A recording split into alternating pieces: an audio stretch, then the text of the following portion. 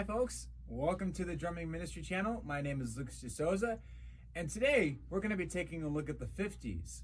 One of the best eras of pop music for me to listen to, at least. I don't know about you, but I love the 50s. We're going to start today with our first segment focusing on doo-wop music. Now, again, I should stress that with every video we make every Saturday, there is a whole lot of other music that we need to be looking at, but because we're only looking at an overview and we're looking at the popular tunes of each decade, we're highlighting some of the parts that made each decade, right? What parts made it recognizable to the 21st century listener, at least for right now. So we're looking over a couple of big genres each time we get together. But again, if you have any other genres or comments about stuff that I may have missed, please feel free to leave them in the comments below. So doo-wop is the focus of this first half. Now, it's kind of hard to describe, but it goes back as far as the early 50s, because back after World War II, gentlemen became a little bit more creative with their vocal harmonies and their abilities to arrange the jazz kind of songs that they were working on in the late 40s, early 50s. And so doo-wop happened to be a combination of some real good stuff, like rhythm and blues, even a little bit of country, if you will, kind of like a country swing, and jazz, of course, because you have some saxophone, you have some of that, you have some horns, but you have just regular, nice acoustic bass, acoustic drums, acoustic piano, nothing really too fancy, and some guitar. It was a good time for experimentation, and doo-wop was, it was called that because it was just so experimentative. It was so experimental. Excuse me. Doo-wop, I think, came a little bit after the golden age of doo-wop. That is to say, people started calling it that because people had been scatting for a while, and we were figuring out, like, it was kind of doo-wop-ish, right? Doo-wop shabop that we would be able to identify it as. And so that's kind of a little bit about the background. It got its early start in the early to mid 50s, and this is a classic example. We're going to take a look first today at Shaboom. Now, if you know Disney, they used it in Cars back in 2006 for their movie. It's a good song, but I just wanted us to take a listen to it really quick, and I'll show you what the brushes do for this kind of song, for this kind of style.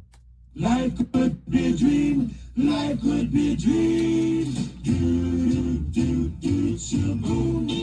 Life could be a dream. If I could take you up in paradise up above, and you would tell me I'm the only one that you love. Life could be a dream. Sweetheart, hello, hello again. Shaboom, hello, we'll meet again, boom. They only ding dong, shalang, lang, lang. Oh, life could be a dream. If only all my precious plans would come true. If you would let me spend my whole life loving you, life could be a dream, sweetheart. Section B. Every time I look at you, something is on. If you do what I want you to, baby, we'd be so fine. Oh, life could be a dream. Shaboom. I'll have to stop there, but yeah, the Shaboom is it's what it's all about, because scatting was a huge part of doo-wopping, and so the drums are grooving a lot, and so again, brushes or even drumsticks at the end of the doo-wop era in 1961. One of the last hurrahs for doo-woppers was Blue Moon by the Marshalls. Their version was really, really groovy. It had a driving drum beat, but that was with like drumsticks. You could do doo-wop for the most part with brushes, and just stay here. But yeah, swing all the way through, right? In the very beginning, you heard, yeah, could have been the 5-stroke roll. The 5-stroke roll for my drummers out there is right, left, right. Okay, so those are 4/16 notes followed by a quarter note. If you wanted to practice it, 2, 3, 4. Or in this case, Usually, I'm sorry, in my head I'm literally thinking about what I learned it as. They were 16th notes and then a quarter note. But I think those would be more, the ones that I just gave you were 32nd notes. That's why they were so fast. But that's all it is. It's two right hands and two lefts. Whether you played the 5-stroke roll as a 16th note roll or as a 32nd note roll. I can't. There we go. It's a lot easier to do with the drumsticks.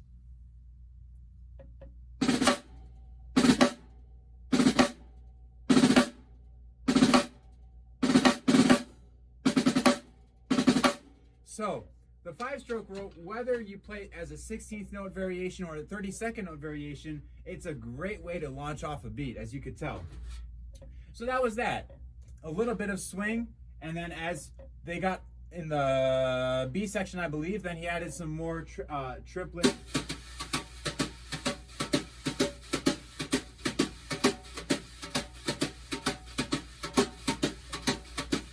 Kind of like that, using a little bit more on the snare to give it a driving force. And